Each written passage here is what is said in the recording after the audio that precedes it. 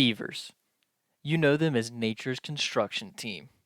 But these hairy little fellas aren't just good at building child-sized replicas of the Hoover Dam and Great Wolf Lodge.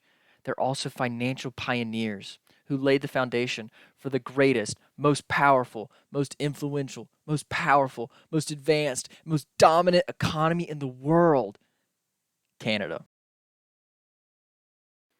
Picture this. It's the 1600s, and Canada is basically just a giant, snowy forest with a few people in really bad winter coats. Enter the French and British explorers coming over to North America who are out there looking for the usual gold and spices and a decent Wi Fi signal. But instead of finding that proposed tech startup that John was talking about, they came across a fat, soggy rat with a paddle tail. This wasn't just any rat, though. It was a beaver. And this beaver's fur was so fancy, it made Louis XIV back across the pond look like he was wearing a trash bag. It turns out beaver pelts were the hottest fashion trends in Europe. Beaver fur fashion was more popular than Heelys or chain wallets or not wanting to freeze to death. So, the French and British decided to turn Canada into the world's largest beaver farm. Except, to start a farm, you first gotta wrangle up a couple of those bad boys.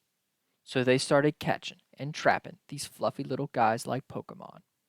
Only thing is, these trappers were like a 10-year-old with a level 76 Infernape absolutely mowing down these Bidoof. Eventually, when the remaining beavers found out their population was into the double digits and each Canadian explorer was on a merciless kill streak, all the beavers decided it was time to go into witness protection. And with no beavers, that meant no hats or coats. And with no hats or coats, that meant people couldn't pretend to be posh anymore. So just as fast as the fur empire began, it started crashing back down again. Canada had to do a hard pivot to the other usual commodities of that time, like maple syrup and ice hockey. In the end, beavers were the unsung heroes of Canada's early economy. Many lives were laid down, used to build Canada's first market wave.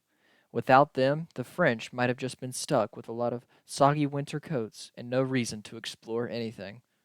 So, the next time you see a beaver, at the office or at your school, be sure to thank him or her for their relative sacrifice to bring us Ryan Reynolds.